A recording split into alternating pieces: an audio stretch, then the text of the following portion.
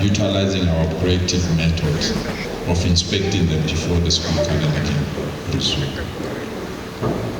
In terms of arrest, we've arrested 5 people purely because of the state of their vehicles. Of the 5, 3 were arrested for bribery as they tried to bribe our law enforcement officers. There are 16 cars that we've impounded because they were not in good order. And the value of these cars is also being calculated by the department. Also during this period, we identified minibus vehicles that are transporting children without the necessary authorization and approval.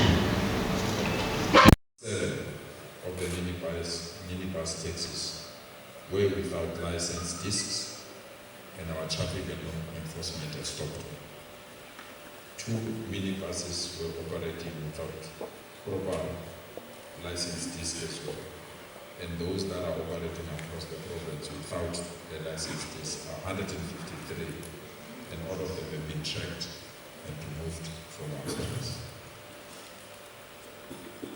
So where we are now as government is to provide the immediate support to all the families and to provide assistance to those that need assistance from government.